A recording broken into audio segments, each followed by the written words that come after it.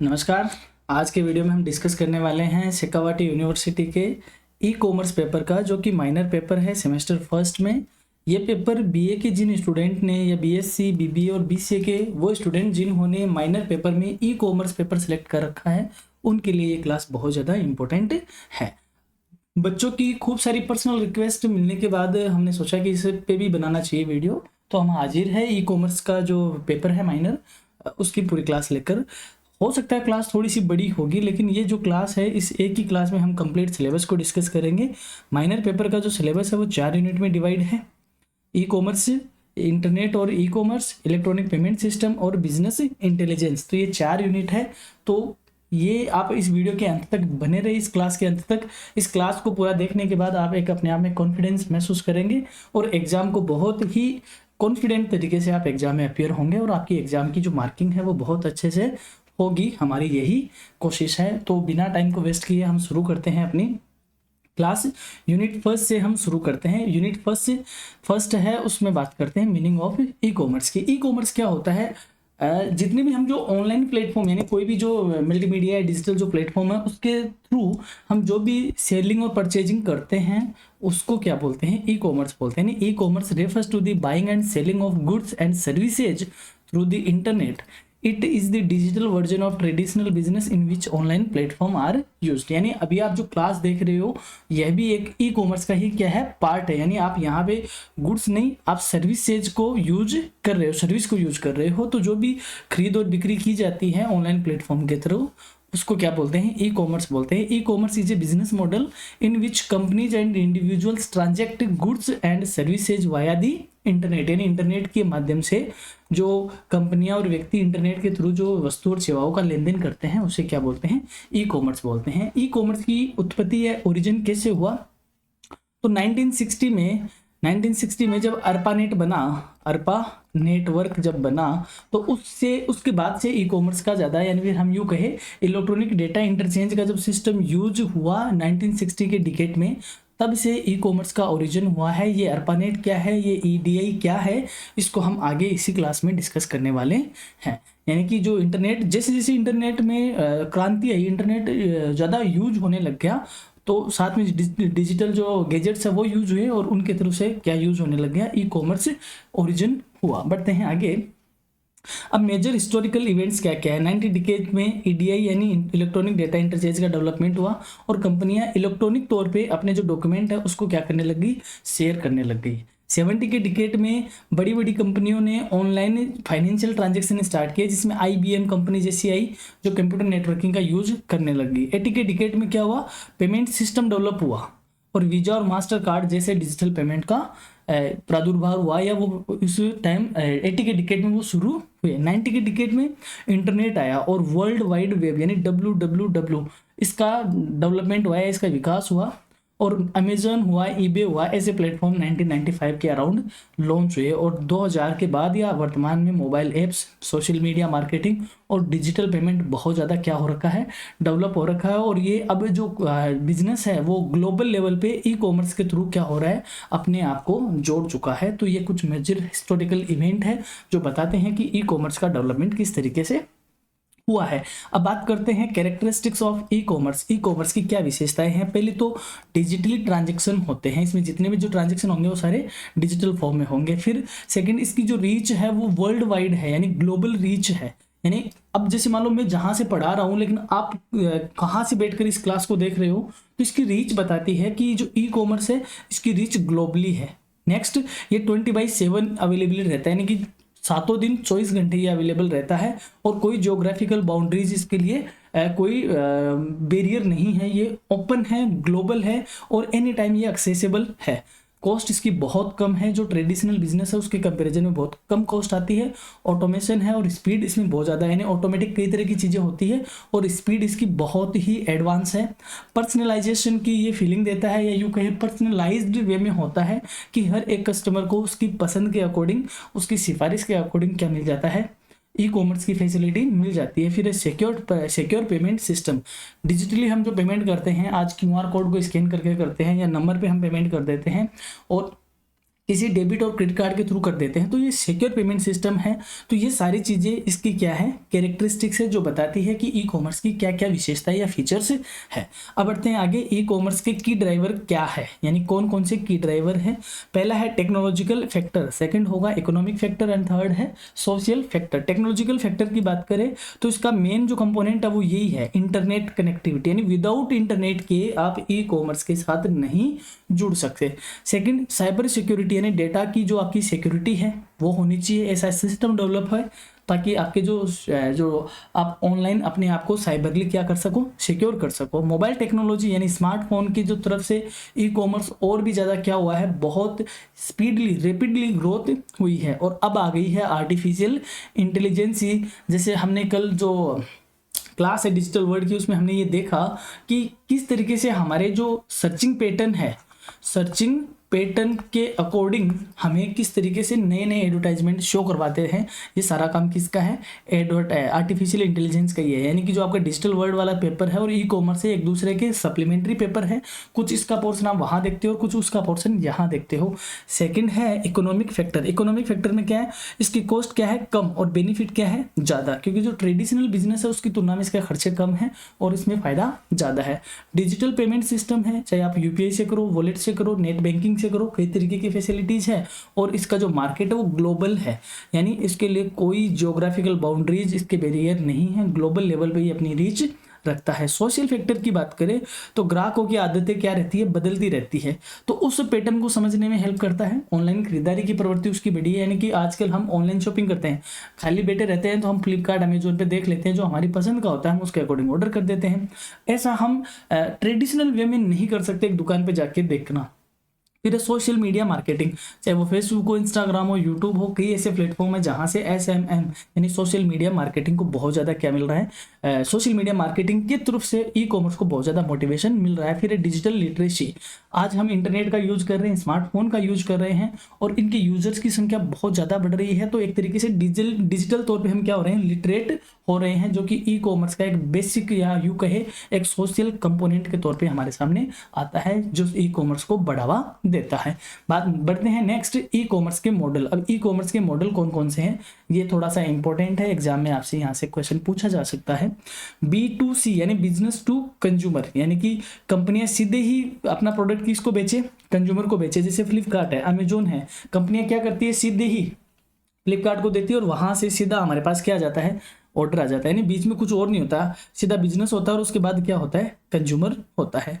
फिर B2B यानी business to business, यानी कंपनियां किसको बेचे अपने प्रोडक्ट, दूसरे बिजनेस को बेचे। जैसे अलीबाबा है, जैसे इंडिया मार्ट है, ये कंपनियों से खरीदते हैं, खुद अपने पास रखते हैं, फिर ये जाके आगे कंज्यूमर को सप्लाई करते हैं। C2C यानी कंज्यूमर टू कंज्यूमर, जैसे OLX है, क्विकर है, यानी कि जैसे मेरे पास कोई पुराना मोटरसाइकिल है या पुराना मोबाइल है, मैं उसको OLX पे बेचूंगा, तो मैं कौन हूँ, मैं कंज्यूमर हूँ, और उसको खरीदने वाला भी कौन होगा, एक कंज्यूमर ही होगा। तो ये C2C बताता है, कंज्यूमर टू कंज्यूमर। फिर आता है कंज्यूमर टू बिजनेस, यानी आप अगर फ्रीलांसिंग का काम करते हो तो आप जो फाइवर है, अपवर्क है, इस तरीके की वेबसाइट पे अपनी प्रोफाइल बनाते हो, तो आप तो हो कंज्यूमर और कंपनी आपसे क्या करती है, कॉन्टेक्ट करती है, ये हो गया कंज्यूमर टू बिजनेस। फिर आता है गवर्नमेंट टू सिटीजन, यानी गवर्नमेंट जो हमारे को हमसे ऑनलाइन पेमेंट, टैक्स का पेमेंट लेती है, आधार वाले काम करवाते हैं, डिजी लॉकर की फैसिलिटी देती है, तो वो क्या है, गवर्नमेंट टू सिटीजन, यानी सरकार और नागरिकों के बीच सेवाएं प्रदान करती है। तो ये क्या है, कुछ ई कॉमर्स के मॉडल है, इंपॉर्टेंट है एग्जाम के पॉइंट ऑफ व्यू से। बढ़ते हैं आगे, advantages and disadvantages of e commerce. E commerce की क्या एडवांटेज है उसकी बात करते हैं। पहली बात है, इसकी जो रीच है वो ग्लोबल मार्केट लेवल पे है, यानी लोकल मार्केट से नहीं होकर ये टोटली पूरे वर्ल्ड को अपने रीच में रखता है। फिर है लो ऑपरेशनल कॉस्ट इसकी बहुत कम आती है इसको ऑपरेट करने की। फास्ट एंड कन्वीनियंट शॉपिंग, घर बैठे आप आसानी से ऑनलाइन शॉपिंग करके ऑर्डर कर सकते हो, जिससे आपके टाइम की भी क्या होती है, बचत होती है। मल्टीपल पेमेंट ऑप्शन, कई तरीके के पेमेंट ऑप्शन होते हैं, लाइक क्रेडिट कार्ड से कर सकते हो, डेबिट कार्ड से, यूपीआई से, नेट बैंकिंग के, digital wallet, many facilities are there जिनसे आप क्या कर सकते हो, पेमेंट कर सकते हो। फिर है enhanced customer service, live chat कर सकते हो, ईमेल सपोर्ट है, और आजकल तो AI बेस्ड चैटबॉट आ गए हैं, यानी आप AI से बात करके भी आपकी जो प्रॉब्लम है उसका रिड्रेसल कर सकते हो, वो भी एनी टाइम 20/7। 7। तो अगर वहाँ कोई इंसान बैठा होगा तो एक पर्टिकुलर टाइम होगा कि ऑफिस का टाइम 9 बजे से लेकर 4 बजे तक है, तो उसी बीच आप काम कर पाओगे। बट आज जो AI बेस्ड चैटबॉट है, आप उनसे एनी टाइम क्या कर सकते हो, हेल्प ले सकते हो। तो कस्टमर सर्विस को एनहेंसमेंट इससे मिला है। फिर बढ़ते हैं आगे, डेटा एनालिटिक्स एंड मार्केटिंग।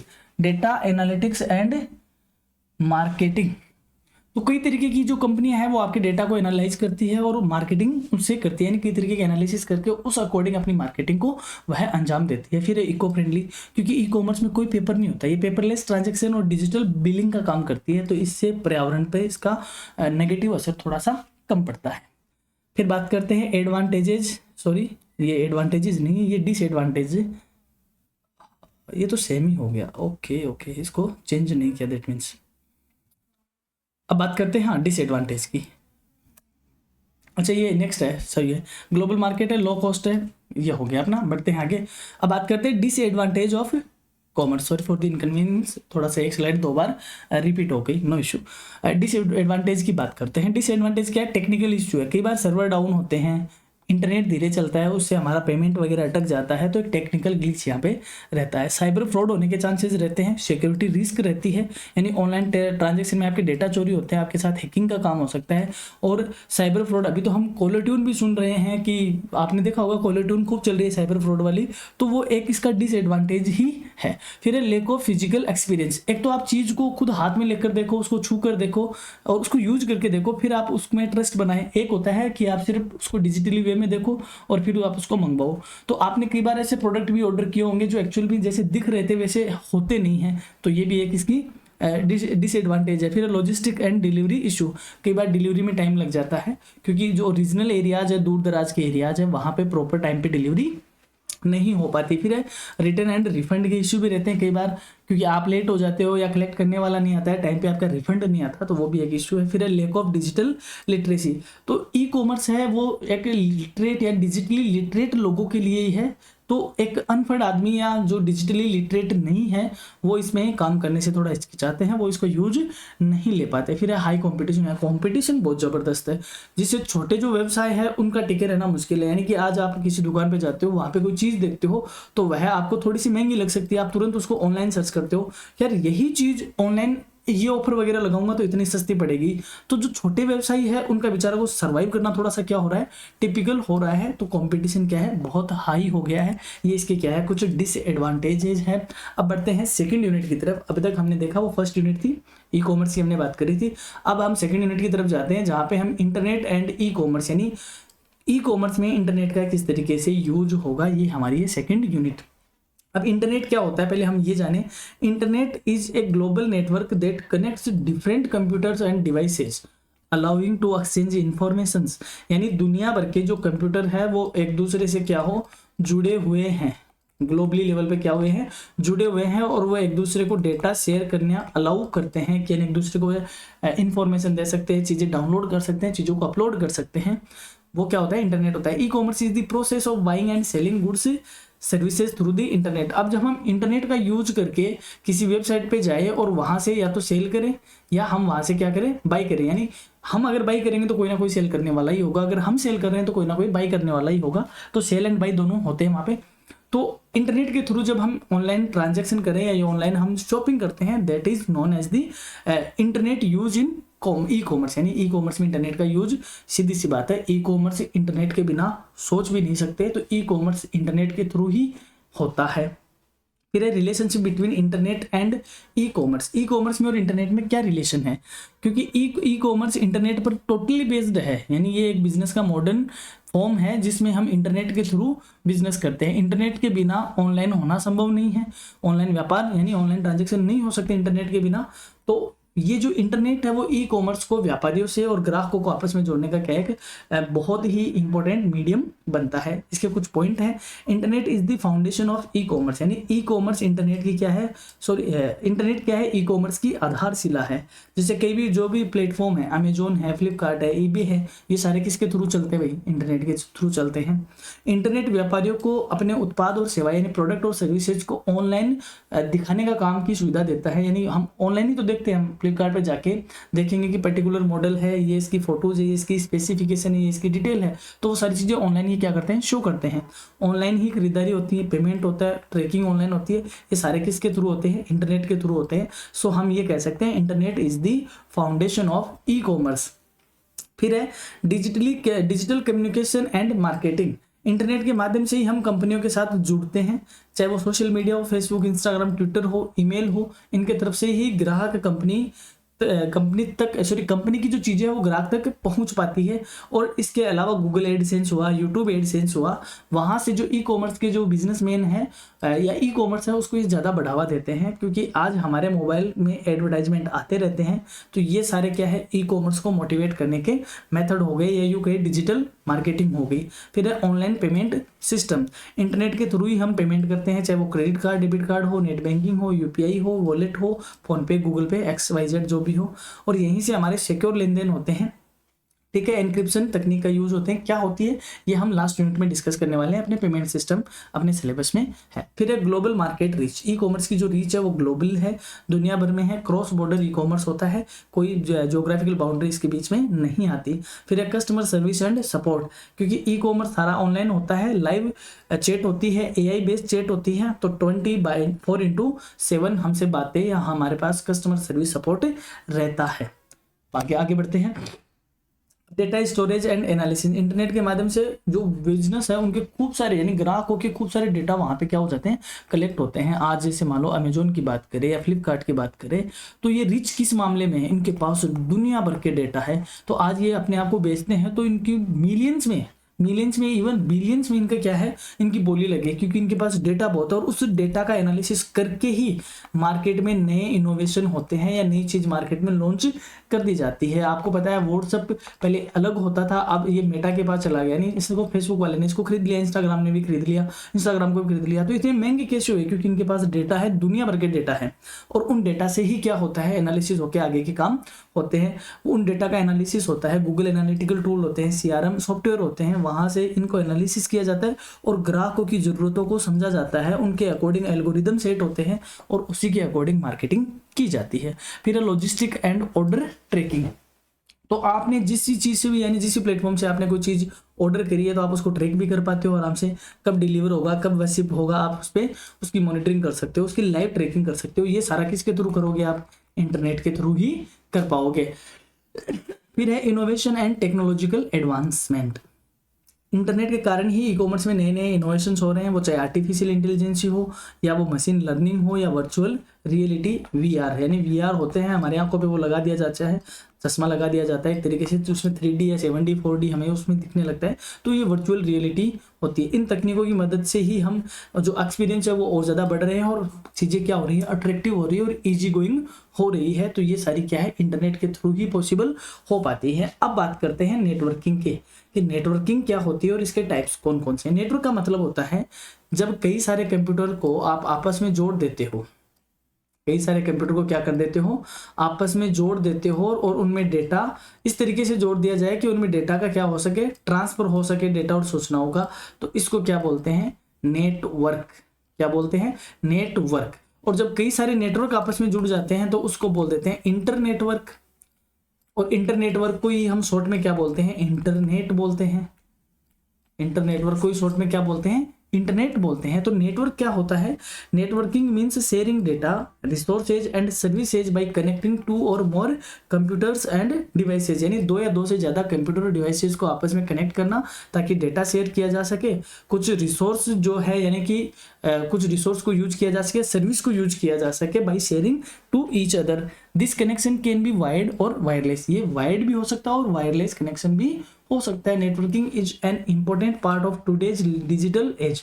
आज की दुनिया में नेटवर्किंग सबसे इंपॉर्टेंट है। आज हम ज़्यादा किस पे काम करते हैं, वायरलेस नेटवर्किंग पे काम कर रहे हैं। यानी अभी आप इस क्लास से जुड़े हुए हो, किसके थ्रू जुड़े हुए हो, क्योंकि ये जो क्लास है ये कहाँ स्टोर्ड है, यूट्यूब के सर्वर पे स्टोर है, और आप इसको कहाँ से एक्सेस कर रहे हो, अपने मोबाइल से कर रहे हो। तो यूट्यूब का जो सर्वर है वो कहीं ना कहीं है, ठीक है। अब वो सर्वर चाहे USA में हो या कहीं भी हो, वो कहीं पड़ा है, आप एक्सेस कर रहे हो उसको कहाँ से, सिक्योर से कर रहे हो। तो ये जो आप इस अपनी डिवाइस से इस डिवाइस तक जुड़े हुए, किसके थ्रू जुड़े हुए हो, नेटवर्क के थ्रू ही जुड़े हुए हो। तो ये चीज़ होती है वायरलेस नेटवर्किंग है।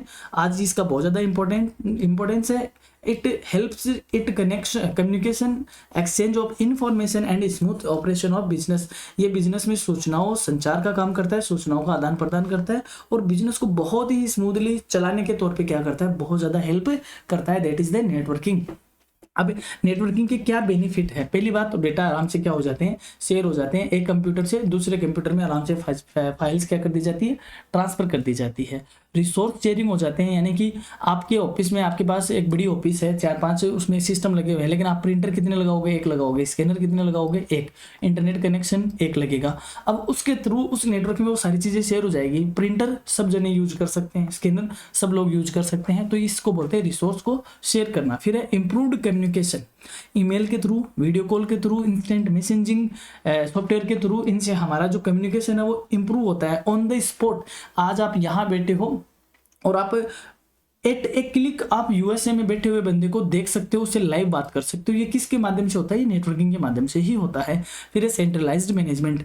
इसका जो डेटा होता है ये पर्टिकुलर एक जगह होते हैं, जिसका हमें क्या बोलते हैं, सर्वर उसको बोलते हैं। तो ये सेंट्रलाइज्ड मैनेजमेंट होता है। डेटा हो या डिवाइस हो, एक सेंट्रलाइज वे में उसको मैनेज किया जाता है। और कॉस्ट इफिशिएंसी, ये बहुत ही सस्ता होता है, संसाधनों की कॉस्ट बचाता है, क्योंकि रिसोर्स एक ही लाना पड़ता है, उसी को शेयर कर लिया जाता है। आज इंटरनेट भी आप एक जगह एक मोबाइल में रिचार्ज डलवाते हो, फिर उसका हॉटस्पॉट ऑन कर देते हो, तो वह भी अपने आप में क्या बना है, एक नेटवर्क ही तो बना है कि आप उससे वायरलेस नेटवर्क जनरेट करके दूसरी डिवाइस को कनेक्ट कर रहे हो। तो ये क्या बचाता है, अपनी कॉस्ट को बचाता है। फिर बात करते हैं नेटवर्किंग के टाइप्स। नेटवर्क कितने टाइप के होते हैं? जनरली नेटवर्क 5 टाइप का होता है। लेन, लोकल एरिया नेटवर्क, जिसका आपने खूब नाम सुना है। When, wide area network. Main, metropolitan area network. Personal area network. और लास्ट है वायरलेस लोकल एरिया नेटवर्क, जो कि आज बहुत ज़्यादा क्या होता है, यूज हो रहा है। यानी जो आप वाईफाई से हॉटस्पॉट यूज करते हो, वो एक तरीके से डब्ल्यू लेन ही बोला जाता है। आपके सिलेबस में ये 2 ही है, लेन है और एक क्या है, मेन है। तो हम सबको नहीं पढ़ेंगे, इन 2 को ही डिस्कस करने वाले हैं। लोकल एरिया नेटवर्क, लेन, यानी लेन एक छोटा सा नेटवर्क होता है जो बहुत ही लिमिटेड ज्योग्राफिक एरिया में काम करता है, कई सारे कंप्यूटर्स को और डिवाइसेस को जोड़ता है। जैसा कि किसी एक पर्टिकुलर ऑफिस में, चाहे स्कूल हो, कॉलेज हो या घर हो, जैसे मान लो ये एक ऑफिस है, इस ऑफिस में कई सारे कमरे हैं, ये लो मैं इसमें इतने सारे कमरे बना, 2 सिस्टम यहाँ लगे हुए हैं, 2 सिस्टम यहाँ लगे हुए हैं, 2 सिस्टम यहाँ लगे हुए हैं, 1 सिस्टम यहाँ लगा हुआ है, कुल मिला के 7 सिस्टम लगे हुए हैं। और इन 7 सिस्टम को आपस में लेन केबल के थ्रू एक सर्वर बना दिया जाता है और उस सर्वर से जोड़ दिया जाता है। अब ये क्या है, एकदम प्राइवेट नेटवर्क है।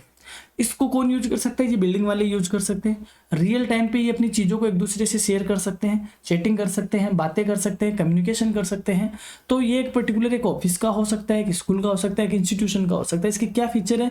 पहली बात तो हाई स्पीड नेटवर्क होता है, क्योंकि छोटा सा एरिया होता है और वायर्स के थ्रू होता है, तो हाई स्पीड होता है। इसकी जनरली स्पीड 100 Mbps से 1 Gbps तक होती है। इसके अंतर्गत एक ही संगठन के डिवाइस जुड़े होते हैं, यानी कि एक ही इंस्टीट्यूशन का डिवाइस जो होता है, बाहर वाले लोग इसमें अलाउ नहीं होते। ये वाईफाई का भी यूज करते हैं और एथरनेट का भी यूज करते हैं। एग्जाम्पल, किसी कंपनी के ऑफिस का नेटवर्क हो गया, किसी यूनिवर्सिटी के कंप्यूटर लैब हो गई, वाईफाई नेटवर्क हो गया जो एक बिल्डिंग में फैला हुआ है। तो ये सारे क्या होते हैं, लोकल एरिया नेटवर्क होते हैं। यहाँ पे एक चीज़ जरूर ध्यान रखना, जो लेन केबल है उसका जो कनेक्टर होता है, मैं भूल गया उसकी फ़ोटो दिखाना आपको, पहले मेरी याद था कि मैं उसकी एक फ़ोटो दिखाऊंगा बच्चों को। जो कनेक्टर होता है, यानी जो पिन होती है जिसको हम दबा के इंजेक्ट करते हैं अपने सिस्टम में, इस तरीके की एक पिन होती है। इसका नाम जरूर याद रखना है, इसको बोलते हैं RJ45 कनेक्टर। बस ये आपके लिए इंपॉर्टेंट है, RJ45 कनेक्टर। इसकी जो PDF होगी जो मैं टेलीग्राम पे प्रोवाइड कराऊंगा, वहां पे मैं इसकी फोटो यहाँ पे पेस्ट कर दूंगा RJ45 कनेक्टर की, ताकि आपको ध्यान में रहे कि इसको RJ45 कनेक्टर बोलते हैं।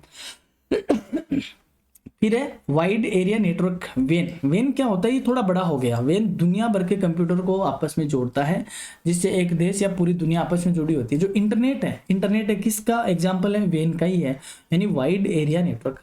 इसमें क्या होता है, एक नेटवर्क ये बना हुआ है, एक नेटवर्क ये बना हुआ है, एक नेटवर्क ये बना हुआ है, एक नेटवर्क, ये सारे नेटवर्क आपस में जुड़ जाते हैं। ये सारे नेटवर्क क्या होते हैं, आपस में जुड़ जाते हैं।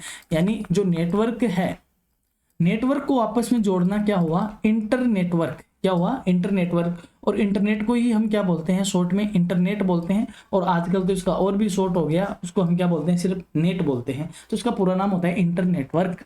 ये पूरी दुनिया के कंप्यूटर्स को आपस में जोड़ता है। विशेषताएं क्या होती है, ये लेन की जो कंपैरिजन में थोड़ा सा क्या होती है, इसकी स्पीड कम होती है, क्योंकि दुनिया भर के सिस्टम इसमें जुड़े हुए होते हैं तो थोड़ी स्पीड इसमें कम होती है।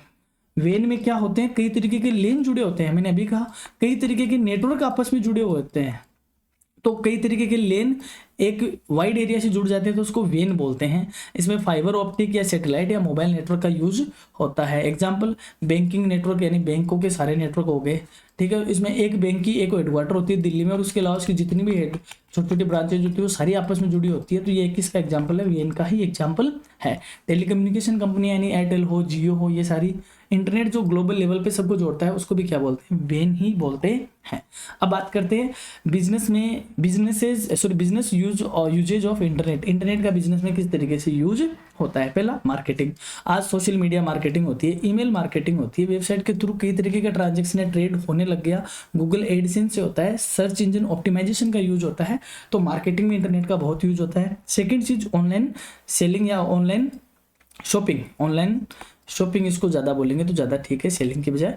जैसे अमेजोन है, फ्लिपकार्ट है, मिंत्रा है, कई तरीके की जो ऑनलाइन शॉपिंग प्लेटफॉर्म है वहाँ से सेलिंग को बहुत ज़्यादा मोटिवेशन मिला है, लोग ऑनलाइन स्टोर खोल रखे हैं। अब जैसे मान लो आप जो क्लास देख रहे हो ये भी तो एक तरीके से क्या है, ऑनलाइन स्टोर ही है, इसका ऑनलाइन ही है सब कुछ, आपको आना नहीं पड़ता ऑफिस में, सीधा आप अपने घर से देख सकते हो। फिर है कस्टमर सपोर्ट, कस्टमर को live chatbot, email help desk या एआई चैटबॉट, इन सबसे एनी टाइम क्या मिलता है, कस्टमर को सर्विस सपोर्ट मिलता है। फिर है ऑनलाइन पेमेंट भी सारा किसके थ्रू होता है, इंटरनेट के थ्रू ऑनलाइन हो जाता है, जो कि सेव फैसिलिटेट है और एक सिक्योर होता है। फिर है data storage and analysis, cloud पे आपके डेटा स्टोर हो जाते हैं, जो आपका मोबाइल में आपका स्टोरेज नहीं ब्लॉक करता। एक क्लाउड स्टोरेज का मतलब ये नहीं है बादलों में स्टोर होना, क्लाउड स्टोरेज का मतलब होता है कोई सिस्टम है जो कहाँ रखा हुआ है, यूएसए में रखा हुआ है एक सर्वर, और उस यूएसए के सर्वर पे आपने क्या कर रखा है, अपना डेटा सेव कर रखे हैं, तो आपके लिए तो वो बादलों में हुआ ना क्लाउड, यानी कि आप यहाँ पे काम कर रहे हो, सैटेलाइट यहाँ पे है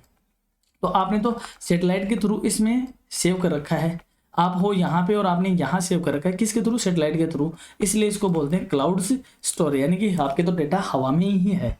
तो क्लाउड स्टोरेज से डेटा को खूब सारा स्टोर किया जा सकता है, जिससे खूब सारा एनालिसिस होता है, एल्गोरिदम सेट होते हैं और नए पैटर्न को समझा जाता है। तो ये बिजनेस में कुछ यूज है इंटरनेट का। अब बढ़ते हैं वर्ल्ड वाइड वेब की तरफ। www पूरा नाम आपसे इससे जरूर पूछा जाएगा एग्जाम में, www का पूरा नाम लिखो, तो ये बहुत ही बच्चों वाला क्वेश्चन है, इसका पूरा नाम जरूर याद रखना बच्चों।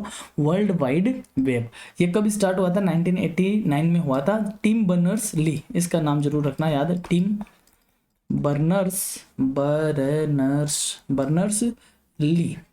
इस बंदे ने www का क्या किया था, आविष्कार किया था या इनोवेट किया था। इसमें क्या होते हैं, पेज बनते हैं, क्या बनते हैं, पेज बनते हैं। जो वेबसाइट पे हम जो पेज देखते हैं वो सारे क्या होते हैं, उसी को क्या बोलते हैं, वेब पेज बोलते हैं। वर्ल्ड वाइड पेज होते हैं, यानी जो पेजेज है वो दुनिया भर के पेजेज इकट्ठे हो गए तो उसको बोलने लगे वर्ल्ड वाइड वेब, यानी जाल बनाना। क्या बनाना, एक तरीके से जाल बनाना, यानी वेब पेज होते हैं और वेबसाइटों का क्या होता है, ग्रुप होता है जो कि इंटरनेट पे अवेलेबल होता है, और इसका यूज इंफॉर्मेशन मनोरंजन के लिए, ई कॉमर्स के लिए किया जाता है। इसके कंपोनेंट्स क्या क्या होते हैं, पहला तो इसमें क्या होना चाहिए, आपके पास एक वेब ब्राउजर होना चाहिए, चाहे वो गूगल क्रोम हो, फायरफॉक्स हो, एज हो, कोई भी ओपेरा हो, ठीक है, तो आपके पास एक ब्राउजर होगा। फिर एक क्या होगा, सर्वर होगा, जहां पर वेबसाइट क्या होती है, होस्ट होती है, यानी वेबसाइट जहां पर रखी जाती है। और वेब पेज होंगे जो HTML में बनाए जा सकते हैं, CS में बनाए जा सकते हैं, जावास्क्रिप्ट में बनाए जा सकते हैं, कई तरीके की लैंग्वेज में वेब पेज बनते हैं। आपसे यहाँ से इसका पूरा नाम भी पूछा जा सकता है, HTML का पूरा नाम बताओ, तो इसका पूरा नाम है hyper text markup language, hyper text markup language. तो इसका जरूर ध्यान रखना, क्योंकि आपके सिलेबस में www है, वर्ल्ड वाइड वेब है, तो वर्ल्ड वाइड वेब के साथ ही आपके सिलेबस में क्या आ जाती है, HTML आ जाती है। तो HTML का आपका पूरा नाम पता होना चाहिए बच्चों, हाइपर टेक्स्ट मार्कअप लैंग्वेज इसको बोला जाता है। आई होप आपको ये क्लास समझ में आ रही है। हाँ, अगर क्लास आपको अच्छी लग रही है तो मैं दोबारा आपसे ये कहूँगा कि इस वीडियो को लाइक करना है, अपने दोस्तों के साथ शेयर करना है और चैनल को सब्सक्राइब करना है, क्योंकि हम सिर्फ थर्ड सेमेस्टर या फर्स्ट सेमेस्टर तक ही नहीं रुके हुए हैं। आप नेक्स्ट सेमेस्टर में भी आओगे तब भी करियर सारथी कोचिंग आपके लिए स्टडी मटेरियल प्रोवाइड करवाएगा, और स्टडी मटेरियल तभी प्रोवाइड हो पाएगा जब आपका और हमारा क्या होगा, कनेक्शन होगा, एक रिलेशनशिप बिल्डअप होगा। तो आपसे रिक्वेस्ट है कि आप चैनल को सब्सक्राइब जरूर करें। मोस्टली बच्चे क्लासेस देखते हैं, चैनल को सब्सक्राइब नहीं करते, तो एक अच्छी बात नहीं है। आपको एथिक्स रखनी चाहिए, आपको चैनल सब्सक्राइब करके जाना चाहिए। बढ़ते हैं आगे। Network protocol. प्रोटोकॉल क्या चीज होती है? Network protocols are the rules that govern data transfer, यानी डेटा को ट्रांसफर करने के लिए जो उसको कंट्रोल करता है उसको क्या बोलते हैं, उन नियमों को क्या बोलते हैं, प्रोटोकॉल बोलते हैं। यानी ये आपका क्या है, मोबाइल, और ये क्या है आपका सिस्टम।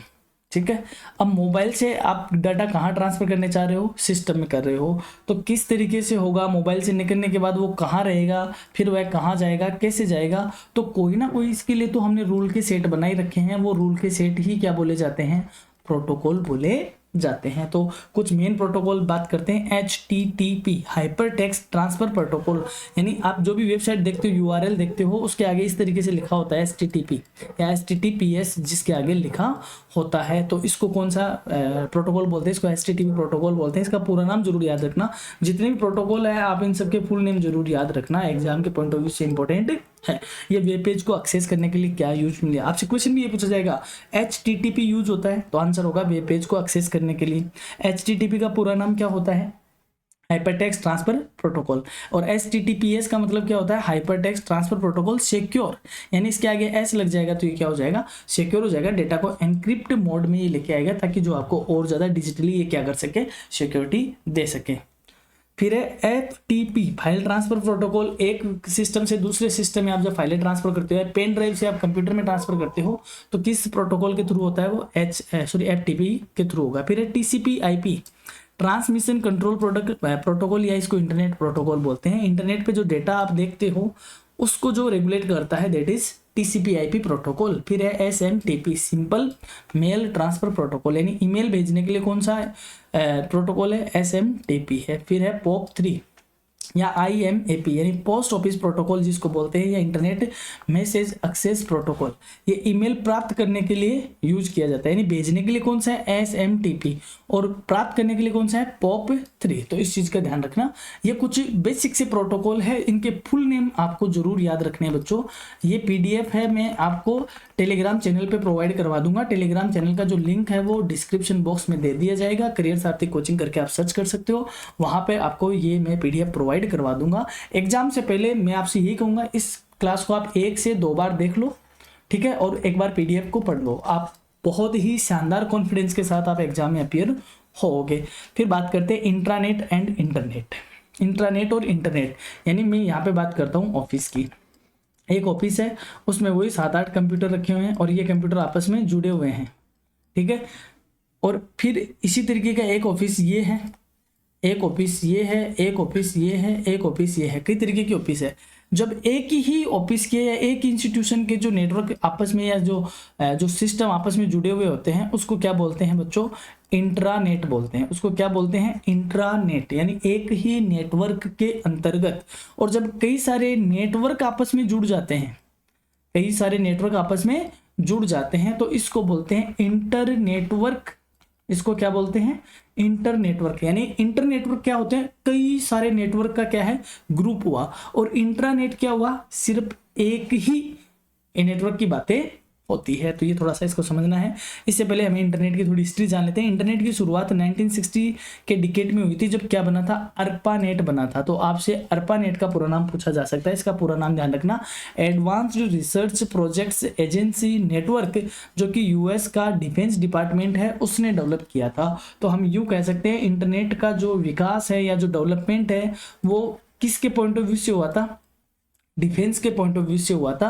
और USA से इसकी शुरुआत हुई थी। और कौन सा नेटवर्क बना था, अर्पा नेटवर्क बनाया गया था। अर्पा नेट का नाम ध्यान रखना, ये 1960 के डिकेड की बातें हैं। वहीं से किसकी शुरुआत हुई थी, इंटरनेट की शुरुआत हुई। और इसका जो मेन ऑब्जेक्टिव है वो दुनिया भर के कंप्यूटर्स को आपस में जोड़ना है और सूचनाओं का, यानी इन्फॉर्मेशन का फास्टली और सिक्योरिटी के साथ क्या करना है, ट्रांजैक्शन करना है। और 1969 में पहला सफल जो नेटवर्क बना था दैट इज अर्पा नेट है, जिसकी बात हमने करी थी। इसमें क्या हुआ था, university of California Los Angeles का स्टैनफोर्ड रिसर्च इंस्टीट्यूट के बीच में क्या हुआ था, रिलेशनशिप हुआ था, या यूं कहें उन दोनों के बीच में कनेक्शन बिल्डअप हुआ था। ये है इंटरनेट की कुछ हिस्ट्री। अब बात करते हैं इंटरनेट। इंटरनेट क्या होता है, internet is a public network that connects computers and digital devices world wide, यानी दुनिया भर के कंप्यूटर्स को और डिजिटल डिवाइसेस को आपस में जोड़ने वाला नेटवर्क कौन सा होता है, inter network. It allows sharing of information, communication and use of various online services such as email, social media, e-commerce, cloud storage, etc. इस तरीके की सर्विसेज को यूज करना हमें अलाउ करता है और दुनिया भर के कंप्यूटर्स और डिवाइसेज को आपस में कनेक्ट करता है या जोड़ता है। उस नेटवर्क का नाम क्या है, इंटर नेटवर्क। फीचर्स की बात करें तो पहली बात ये पब्लिक नेटवर्क है, इसमें कोई भी यूजर इसमें कनेक्ट हो सकता है। आपको कोई पासवर्ड की इनकी जरूरत नहीं होती है। आपने मोबाइल का डाटा का रिचार्ज करवाया, गूगल क्रोम डाउनलोड किया, यूट्यूब डाउनलोड किया, आपने कुछ भी चीज़ें देखी, आप जुड़ गए कनेक्शन से, यानी इंटरनेट से आप जुड़ गए हो, आपको कोई पासवर्ड की नीड नहीं है। फिर अनलिमिटेड एक्सेस, आप चाहे जितनी देर तक उस पर काम करो ना, ये नहीं कि सुबह 9 बजे से 4 बजे के बीच ही खुलेगा। एनी टाइम जितना आपके पास टाइम हो उतना आप रील देख सकते हो, जब तक रील खत्म ना हो तब तक रील देख सकते हो। इसका मतलब असीमित यानी अनलिमिटेड एक्सेस है। फिर है मल्टीपल सर्विसेज, कई तरीके की सर्विसेज है, वो ईमेल है, वेबसाइट है, ऑनलाइन बैंकिंग है, सोशल मीडिया है एंड मेनी मोर। फिर है सिक्योरिटी इश्यूज। हाँ, सिक्योरिटी इश्यूज जरूर होता है क्योंकि डेटा हमारे थोड़े चोरी होते हैं, जिससे साइबर फ्रॉड क्या हो जाते हैं, बढ़ जाते हैं। तो साइबर फ्रॉड के जो सिक्योरिटी के मेजर्स है उनकी हमें नीड पड़ती है। बढ़ते हैं आगे, इंट्रानेट। अब इंट्रानेट को जानते हैं। An intranet is a private network, बस इसको हाईलाइट कर लो। It is a private network used inside an organization और कंपनी। एक कंपनी का अपना खुद का जो प्राइवेट नेटवर्क होता है उसको क्या बोलते हैं, intranet. It works just like the internet, ये इंटरनेट की तरह ही काम करता है, but external users are not allowed to access, यानी लेकिन बाहर के लोग इसमें अलाउ नहीं होते, उस कंपनी के लोग ही इसमें अलाउ रहेंगे। The main purpose of an intranet is to provide internal communication, data sharing and secure access to resources. मैंने कहा ना, एक ऑफिस है, उस ऑफिस के जितने भी कंप्यूटर है ये आपस में जुड़े रहेंगे, इसको क्या बोलेंगे, इंट्रानेट। और क्या बेनिफिट है इसके, ये डेटा शेयर करना चाहते हैं, रियल टाइम पे कम्युनिकेट करना चाहते हैं, कई तरीके के रिसोर्स को ये एक्सेस करना चाहते हैं या शेयर करना चाहते हैं, वो सारे इसके बेनिफिट हो सकते हैं या उन सारे ये इसके पर्पज होते हैं। विशेषताएं क्या है इसकी, ये प्राइवेट नेटवर्क होता है, बाहर के लोग इसमें नहीं आ सकते। लिमिटेड एक्सेस है, केवल अंदर के लोग ही एक्सेस कर सकते हैं। सिक्योर एनवायरनमेंट है, क्योंकि आपके डेटा कहीं और नहीं है, आपके ही नेटवर्क में पड़े हुए हैं, तो वो इसका आप देते हैं। इम्प्रूव्स इंटरनल कम्युनिकेशन, और अपनी एक ऑफिस का जो इंटरनल कम्युनिकेशन है उसको ये क्या करते हैं, इम्प्रूव करते हैं, ताकि कर्मचारी के दस्तावेज, ईमेल, बाकी जितनी भी चीज़ें हैं वो on the spot real time पे क्या की जा सके, शेयर की जा सके। ये कुछ इंटरनेट की क्या है, कैरेक्टरिस्टिक्स। अब बात करते हैं difference between internet and intranet. अब डेफिनेशन की बात करें, इंटरनेट क्या है, ग्लोबल नेटवर्क है, जबकि इंटरनेट क्या है, प्राइवेट नेटवर्क है। एक्सेस, इंटरनेट को कोई भी एक्सेस कर सकता है, बट इंटरनेट को केवल अथोराइज्ड यूजर ही एक्सेस कर सकता है। सिक्योरिटी की बात करें तो internet high risk of cyber attack है, यानी इंटरनेट पे सिक्योरिटी थोड़ी कम है, साइबर अटैक उस पर ज़्यादा होते हैं, जबकि इंट्रानेट क्या है कि बाहर वालों को अलाउ ही नहीं करता, तो ये थोड़ा ज़्यादा सिक्योर है। फिर है uses for information sharing, email, social media और ऑनलाइन सर्विसेज, यानी इंटरनेट का यूज हम ईमेल वगैरह के लिए, सोशल मीडिया के लिए, ऑनलाइन सर्विस के लिए करते हैं, जबकि इंट्रानेट का फॉर इंटरनल सर्विसेज यानी इंटरनल डेटा, डॉक्यूमेंट, कम्युनिकेशन और रिसोर्स को शेयर करने के लिए यूज किया जाता है। कंट्रोल, इंटरनेट का कंट्रोल गवर्नमेंट की तरफ से या कंपनी की तरफ से या इंडिविजुअल की तरफ से किया जाता है, बट इंट्रानेट का फुली कौन कंट्रोल करता है, जिस ऑर्गेनाइजेशन का वो नेटवर्क होता है उस वही ऑर्गेनाइजर उसका क्या करता है, फुली टोटली उसका कंट्रोल करता है। तो ये कुछ इंटरनेट और इंट्रानेट की डिफरेंस हमने देखा। बढ़ते हैं आगे। हाँ, हो सकता है बच्चों, देखो क्लास थोड़ी सी लंबी जा रही है क्योंकि सिलेबस भी पेपर का थोड़ा सा लंबा है, और मैं चाहता हूँ कि आप एक क्लास में कंप्लीटली सिलेबस आ जाए क्योंकि एग्जाम सर पे ही है। एक क्लास अगर थोड़ी सी 10-15 मिनट की एक्स्ट्रा देख भी लोगे तो उसमें आपको नुकसान नहीं होगा, इवन आपको बेनिफिट ही होगा। अब future of networking and emerging technology, future क्या है नेटवर्क का?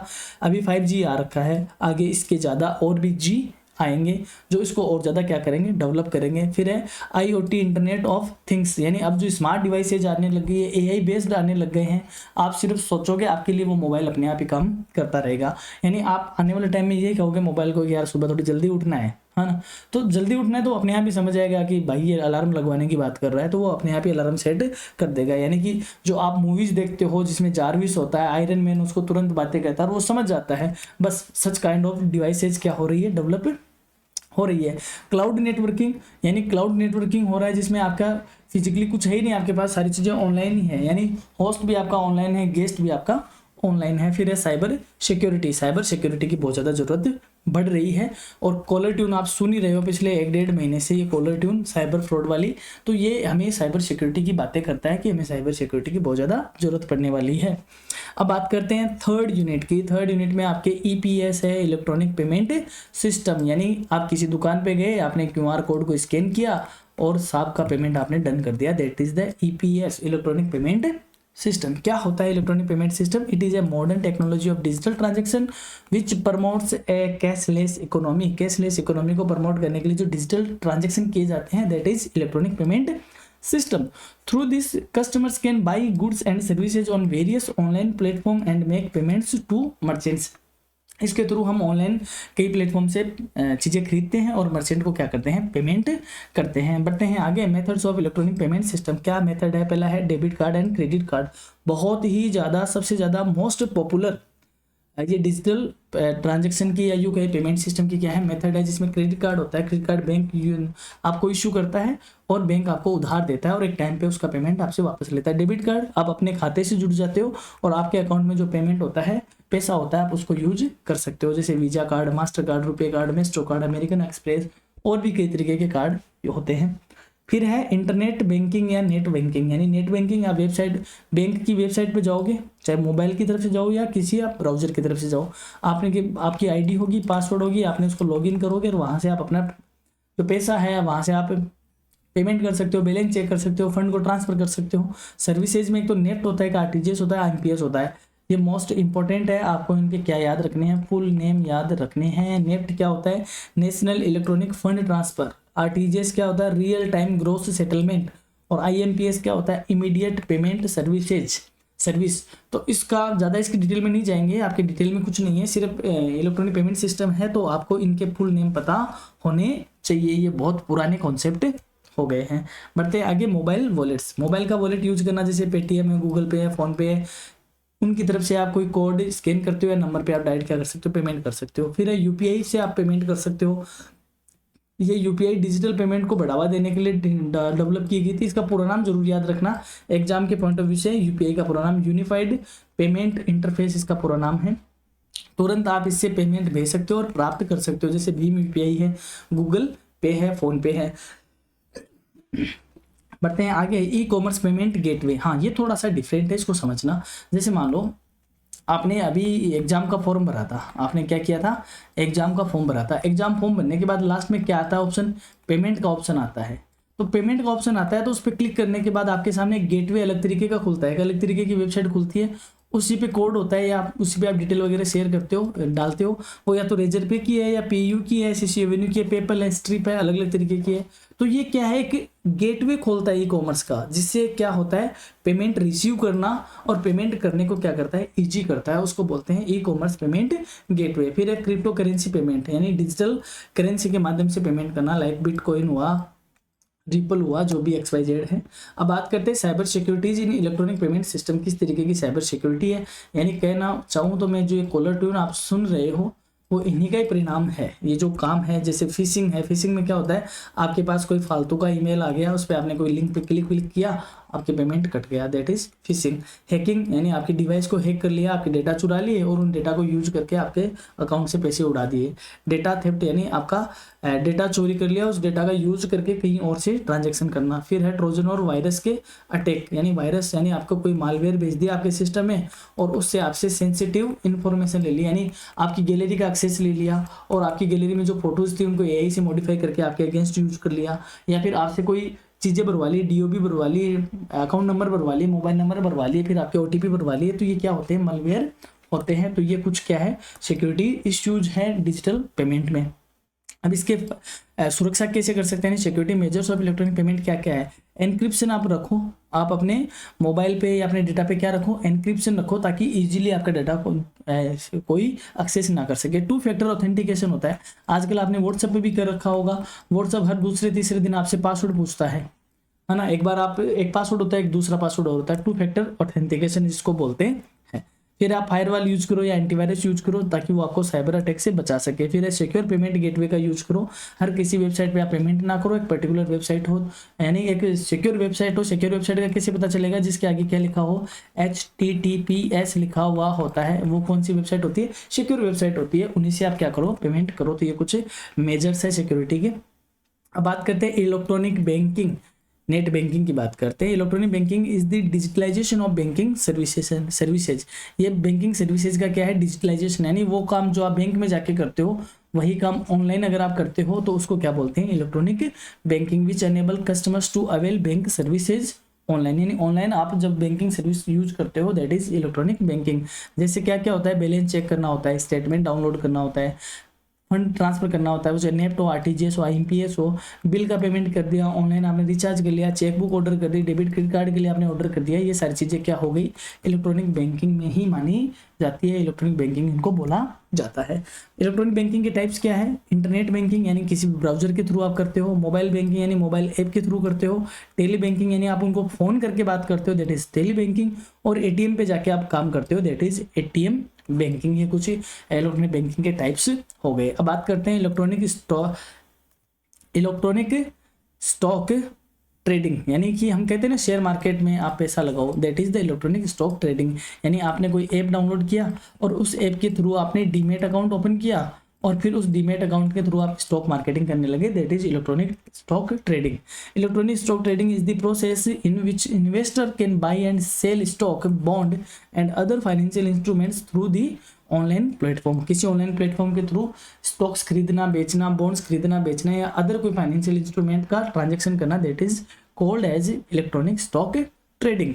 कई तरीके के पॉपुलर इसके प्लेटफॉर्म है, जैसे इंडिया की बात करें तो national stock exchange, Bombay stock exchange, Nasdaq हो गया, NYSE यूएसए का हो गया, और भारत के अगर ऑनलाइन बात करें तो जीरोधा हो गया, आप स्टॉक हो गया, ग्रो हो गया, 5 पैसा हो गया, एंजल वन हो गया। ये सारे क्या है, कुछ स्टॉक ट्रेडिंग के प्लेटफॉर्म है। बेनिफिट क्या है इसका, स्पीड है, एफिशिएंसी है, इजीली काम हो जाता है, कॉस्ट बहुत कम है, ग्लोबल एक्सेस है, दुनिया में आप कहीं से भी क्या कर सकते हो, एक्सेस इनको कर सकते हो। लास्ट यूनिट की बात करते हैं, थोड़ा सा पेशेंस और बनाए रखो बच्चों, क्लास जहाँ तक मैं कंसाइज करने की कोशिश कर रहा हूँ उसको लंबी नहीं कर रहा।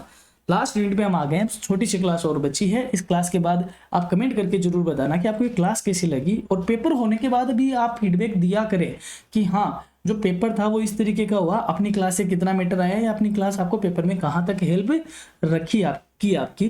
बढ़ते हैं लास्ट यूनिट की तरफ, बिजनेस इंटेलिजेंस यानी BI, बिजनेस इंटेलिजेंस क्या होती है। Business intelligence is a process that helps make business decisions bye collecting, analysing and interpreting data, यानी डेटा को कलेक्ट करना, उन डेटा को एनालाइज करना और उन डेटा को इंटरप्रेट करना, उनसे क्या लेना, बिजनेस में डिसीजन लेना, उसको क्या बोलते हैं, बिजनेस इंटेलिजेंस। यानी it helps the organisation gain a competitive advantage and create effective strategy. इससे क्या होगा, यानी आपने मार्केट से डेटा उठाया, उनका एनालिसिस किया और उनको सही तरीके से एनालिसिस करके आपने उसकी इंटरप्रिटेशन उसकी बहुत प्यारी करी और उससे आपने क्या लिए, डिसीजन लिए। तो वो डिसीजन आपको क्या करेंगे, मार्केट में कंपटीशन में आपको सर्वाइव करने के लिए एक बहुत ही शानदार स्ट्रेटेजी बनाने में क्या करेंगे, हेल्प करेंगे। तो उसको क्या बोलते हैं, बिजनेस इंटेलिजेंस बोलते हैं।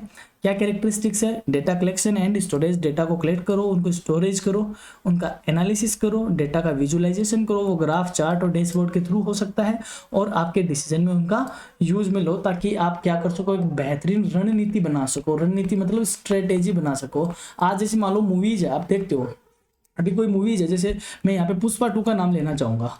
पुष्पा 2 वालों ने क्या किया, अलग अलग जगह पे उसके प्रीमियर रखे, ठीक है, फिर मूवी थिएटर में रिलीज करी, बाद में दोबारा रिलीज करी, कितनी मिनट एक्स्ट्रा डाल के, 20 मिनट, और नेटफ्लिक्स पे उसको रिलीज किया गया 3 मिनट एक्स्ट्रा डाल के। तो ये क्या है, एक बिजनेस इंटेलिजेंस ही तो है। ये क्या है, बिजनेस इंटेलिजेंस है कि किस तरीके से हम हमारे डिसीजन ले ताकि हमारे साथ कस्टमर का एंगेजमेंट बहुत ही शानदार हो। और लोगों ने उसको बहुत देखा, मूवी को दोबारा जा जाके भी देखा, फिर नेटफ्लिक्स पे और देखा कि वो 3 मिनट में एक्स्ट्रा क्या हुआ है। तो that is called the business intelligence. तो ये कैसे होता है, डेटा कलेक्शन से होता है, रिसर्च से होता है, विजुअलाइजेशन और अपने डिसीजन में उनको यूज करने से होता है। बढ़ते हैं आगे, components of business intelligence. Business intelligence के क्या कंपोनेंट है, पहला है data warehouse. Data warehouse होते हैं अपने पास डेटा जहां हम स्टोर करते हैं, that is data warehouse. फिर होते हैं डेटा माइनिंग, यानी डेटा में छिपे हुए पैटर्न को हमें ढूंढना पड़ता है कि लोग अगर चीज़ों को सर्च कर रहे हैं तो वो क्यों सर्च कर रहे हैं। यानी आप अचानक से आईफोन सर्च कर रहे हो तो क्यों सर्च कर रहे हो, क्या आपको जॉब मिल गई, क्या मिल गया आपको ऐसा कि आप अचानक से एक महंगी डिवाइस आप सर्च कर रहे हो। तो ये पैटर्न को समझना क्या होता है, डेटा माइनिंग होता है। फिर एक कस्टमर एनालिटिक्स, कस्टमर के जो व्यवहार है, जो पैटर्न है उसको समझने का, यानी उसको एनालिटिक्स करने की काम इसमें किया जाता है। और प्रेडिक्टिव एनालिसिस, फिर वह क्या कर सकता है, भविष्य में क्या प्रेडिक्शंस हो सकते हैं, उस तरीके के एनालिटिक्स किए जाते हैं। That is the components of business intelligence. बढ़ते हैं आगे। हाँ, अब जो आपका एक पेपर और लगने वाला है, monuments of Rajasthan, value added paper है, सेमेस्टर फर्स्ट में भी है और सेमेस्टर थर्ड वालों का भी ये पेपर है। अगर आप मॉन्यूमेंट्स ऑफ राजस्थान की क्लास देखना चाहते हो, जो वैल्यू एडेड पेपर है, अब उसकी टेंशन आपको लेनी नहीं है। हमारी जो प्ले लिस्ट है करियर सारथी कोचिंग की प्ले लिस्ट, NEP क्लासेज, और NEP क्लासेज में ये मॉन्यूमेंट्स ऑफ राजस्थान वाला पेपर अपलोड हमने कर रखा है। तो जब आपकी एग्जाम हो, आप पहले इन पेपरों से निपट लो, उसके बाद इस एग्जाम को आप पढ़ो। और ये वीडियो आपके लिए बहुत ही शानदार, बहुत ही विजुअल तरीके से हमने बनाए हैं, बाकायदा चित्रों के साथ। जिस क्लास में यूनिट में जो चित्र है वो सारे चित्र हमने उसमें रखे हैं। तो आपको एक विजुअल वे में आपको मॉन्यूमेंट्स ऑफ राजस्थान देखने को मिलेगा और ये पेपर बहुत ही शानदार आपका जाएगा। तो आपसे रिक्वेस्ट है कि आप उस क्लास को भी जरूर देखिएगा। बढ़ते हैं आगे, advantages of business intelligence. Business intelligence के क्या एडवांटेज है, बेटर डिसीजन लेने में हेल्प करता है, कॉम्पिटिटिव एडवांटेजमेंट हमारा बढ़ाता है, यानी हम कंपटीशन में आगे रहते हैं, ऑपरेशनल इफिशिएंसी को बढ़ाता है, यानी जब आप डेटा कलेक्ट करके अगर आप प्रॉपर तरीके से उनका एनालिसिस करके डिसीजन लेते हो तो डेफिनेट सी बात है आपकी ऑपरेशनल इफिशिएंसी भी क्या होगी, बढ़ेगी, आपकी लागत कम आएगी, समय की बचत होगी। फिर है कस्टमर इंसाइट, ग्राहकों की बेहतर समझ और ग्राहकों की सेटिस्फेक्शन के लिए आप काम करोगे। और रिस्क का मैनेजमेंट आप प्रॉपर कर पाओगे, यानी रिस्क मैनेजमेंट मतलब कि BI आपको जो पोटेंशियल रिस्क होती है बिजनेस की उनको मिनिमाइज करता है और आपकी स्ट्रेटेजी को डेवलप करने में हेल्प करता है। फिर है रेवेन्यू ग्रोथ। रेवेन्यू ग्रोथ यानी आप ये सारा काम किसके लिए कर रहे हो, डेफिनेट सी बात है प्रॉफिट के लिए कर रहे हो। और जब आपने बहुत प्यारी स्ट्रेटेजी बनाई है, ढंग की रणनीति आपने अगर बनाई है तो उस रणनीति का ये बेनिफिट होगा कि आपका रेवेन्यू बढ़ेगा, इससे आपको बेहतर डिसीजन लेने लिए जाएंगे, बाजार के आप ट्रेंड समझ पाओगे, आपकी कॉस्ट को कंट्रोल कर पाओगे और अल्टीमेट जो आपका फायदा होगा वो होगा आपकी इनकम को बढ़ाएगा। फिर है डेटा ड्रिवन कल्चर।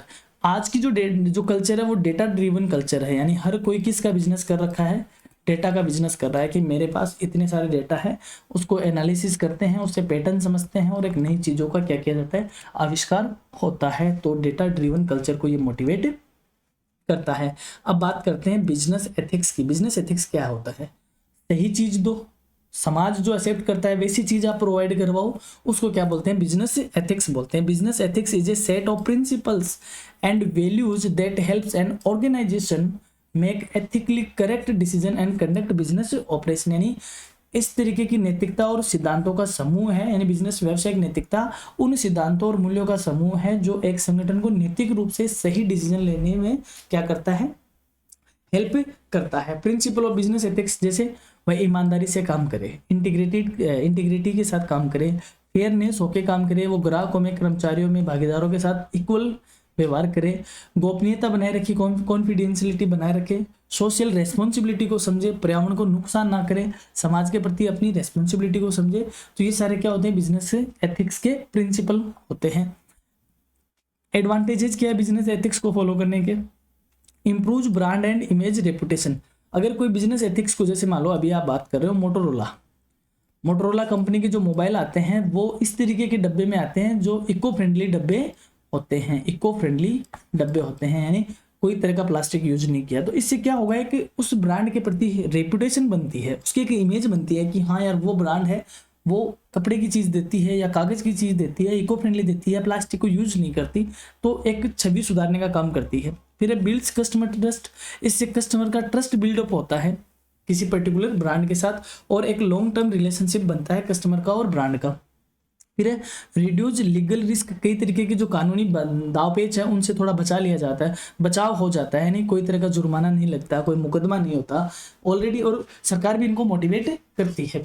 फिर है इनहेंसेस एम्प्लॉई सेटिस्फेक्शन, कर्मचारियों की संतुष्टि बढ़ती है, क्योंकि अगर जैसे मान लो कोई कंपनी है वहाँ पे लंच जब टाइम होता है तो लंच के लिए कंपनी वहाँ पे एक बढ़िया सा हॉल बना रखी हो, उस हॉल में प्रॉपर कूलिंग सिस्टम लगा रखा हो, रुकने की व्यवस्था हो, बढ़िया आरओ का वाटर हो, बढ़िया रेस्ट करने की अगर जगह हो, तो वहाँ पे कर्मचारी काम करना चाहेगा, उसमें सेटिस्फाई होगा कि यार देखो कितने एथिकल तौर पे ये काम कर रहे हैं, ये समझ रहे हैं कि हम मशीन नहीं है, हम क्या है, इंसान है। तो ये एथिक्स की बातें होती है। फिर ये इंकरेज करता है लॉन्ग टर्म ग्रोथ को, बिजनेस की जो ग्रोथ है वो लॉन्ग टर्म होती है, इससे शॉर्ट टर्म की बातें नहीं होती है, यानी लॉन्ग टर्म तक तो वह खिलाड़ी रहता है मार्केट का। अट्रैक्ट इन्वेस्टर, ये नए नए इन्वेस्टर को क्या करता है, अट्रैक्ट करता है, ताकि लॉन्ग टर्म की स्टेबिलिटी और ट्रस्ट को ये शो करता है। फिर है प्रमोट्स फेयर कंपटीशन, एक निष्पक्ष और फेयर कंपटीशन को ये प्रमोट करता है, ऐसे नहीं कि शॉर्टकट तरीके से ये प्रॉफिट बना के निकलने वाले काम होते हैं। अब बात करते हैं security in business e commerce, business E commerce में, यानी क्योंकि ई कॉमर्स किसके थ्रू होता है, इंटरनेट के थ्रू होता है, तो किस तरीके की सिक्योरिटी की इसमें नीड होती है। Cyber security is a set of technologies and policy is use to protect digital system, network and data from cyber threats, यानी साइबर सिक्योरिटी वो तकनीक और नीतियां है जो कि डिजिटल सिस्टम को, आपके नेटवर्क को साइबर अटैक से क्या करती है, बचाती है, उसको क्या बोलते हैं, साइबर सिक्योरिटी बोलती है। ये कितनी तरह की होती है, नेटवर्क को बचाना होता है, एंड पॉइंट यानी आपके मोबाइल या अन्य इक्विपमेंट को बचाने की बातें होती है, आपके डेटा को चोरी होने से बचाने की बातें होती है, और जो आपके डेटा स्टोर है किसी सर्वर पर उसको ये सिक्योर करने की बातें करती है। तो इस तरीके की क्या होती है, साइबर सिक्योरिटी होती है। कॉमन साइबर थ्रेट क्या होते हैं, फिशिंग करना यानी वही धोखाधड़ी वाले मेल और आपको लिंक भेजना, मलवेयर यानी कोई भी आपको ऐसे सॉफ्टवेयर भेजना जिससे आपकी सेंसिटिव इन्फॉर्मेशन निकाली जा सके। DDoS अटैक करना यानी कि सर्वर को बंद करना और उस पर ज़्यादा ट्रैफिक भेजना ताकि सर्वर हैंग हो जाए। फिर है रेनसमवेयर में क्या होता है, डेटा को इनक्रिप्ट करके फिर फिरौती मांगना, यानी यूँ कहे कि डेटा को मॉडिफाई करके फिर फिरौती की डिमांड करना, वो होता है रेनसमवेयर। फिर है आगे साइबर सिक्योरिटी के क्या मेजर्स है, फायरवेल का यूज करो, एंटीवायरस का यूज करो, 2 स्टेप वेरिफिकेशन का यूज करो, पासवर्ड थोड़े स्ट्रॉन्ग लगाओ, डेटा इंक्रिप्शन रखो, सुरक्षित गेटवे का यूज करो, तो आप साइबर सिक्योरिटी के से बच सकते हो। ई गवर्नेंस, ये लास्ट टॉपिक है आई थिंक आपके सिलेबस का। ई गवर्नेंस क्या होता है कि जब गवर्नमेंट ट्रांसपेरेंट होकर नागरिकों के प्रति अपनी कर्तव्य को समझती है तो उसको क्या बोलते हैं, ई गवर्नेंस। यानी कि ई गवर्नेंस का मतलब होता है making government services accessible to citizen through digital platform, यानी कि जैसे SSOID है, SSOID के थ्रू आप गवर्नमेंट की कई तरीके की स्कीम को क्या कर सकते हो, एक्सेस कर सकते हो, तो इसको क्या बोलते हैं, ई गवर्नेंस बोलते हैं। It enhance transparency and efficiency and accountability, ये किसी गवर्नमेंट की ट्रांसपेरेंसी को बताता है, इफिशिएंसी को बताता है और उसकी अकाउंटेबिलिटी को शो करता है। ई गवर्नेंस के टाइप्स क्या क्या है, गवर्नमेंट टू सिटीजन, जैसे आधार है, डिजी लॉकर है, ई टिकट है, इनके तरफ से गवर्नमेंट सिटीजन से जुड़ती है। फिर है गवर्नमेंट टू बिजनेस, जैसे GST के पोर्टल पे GST रिटर्न भरवा लेती है, ठीक है, तो ये क्या हो गया, गवर्नमेंट का बिजनेस के साथ गवर्नेंस हो गया। फिर है गवर्नमेंट टू गवर्नमेंट यानी G2G, यानी जैसे पुलिस और कोर्ट के बीच कोई ऑनलाइन ट्रांजेक्शन होता है, ऑनलाइन डेटा शेयरिंग होता है, तो गवर्नमेंट का गवर्नमेंट के साथ हुआ।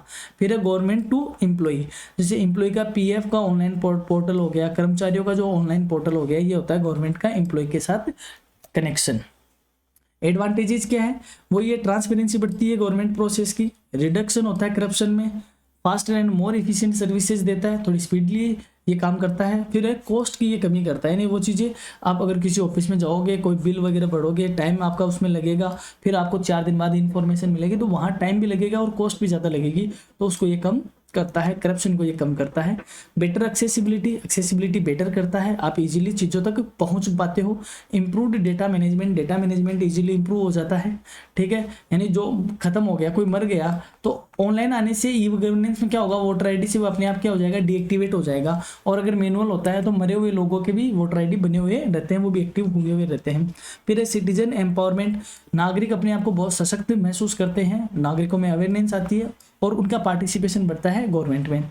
फिर रिडक्शन इन ब्यूरोक्रेटिक डिलेज, यानी जो प्रशासनिक देरियां होती है वो कम लगती है। मैंने अभी कहा, आप किसी ऑफिस में गए, वहां पे आपने एप्लीकेशन दी डेटा के लिए, आपको 2 दिन तक वेट करवाया, फिर आपको वो चीज़ दी, तो ये क्या हुआ है, टाइम का डिले तो हुआ। तो अगर ऑनलाइन है ये सारी चीज़ें तो वो चीज़ें बच जाती है, आप कहीं से भी उन चीज़ों को एक्सेस कर सकते हो। तो ये थी ई कॉमर्स पेपर की क्लास। अगर आपको क्लास अच्छी लगी है बच्चों, तो आप इस क्लास को ज़्यादा से ज़्यादा लाइक करें, अपने दोस्तों के साथ शेयर करें, चैनल पर नए हों तो चैनल को सब्सक्राइब करें। दोबारा मैं कह रहा हूँ, अपना जो रिलेशन है वो शॉर्ट टर्म नहीं होकर अपना रिलेशन क्या है, लॉन्ग टर्म है। अभी शुरुआत हुई है, आप फर्स्ट और थर्ड सेमेस्टर की बातें हैं। अब जब अपना रिश्ता बनेगा अपने साथ, अगर बिल्डअप अच्छा होता है, आप टाइम पे वीडियोज़ को देखते हो, चैनल को सब्सक्राइब करते हो, तो हम एक लंबी दूरी तय करेंगे और आगे आने वाले सेमेस्टर में भी आपके साथ करियर साथी कोचिंग बना रहेगा। इस एग्जाम के लिए आपको हमारी तरफ से ऑल द बेस्ट। आप अच्छे से कॉन्फिडेंस के साथ एग्जाम देख के आइए। और वापस वही रिपीट करूंगा कि डर सबको लगता है एग्जाम में, लेकिन फेल सिर्फ वही होता है जो पढ़ाई नहीं करता है। अब आपका पढ़ाई नहीं करने के बहाने खत्म हो गए हैं, करियर साथी कोचिंग आपके साथ है।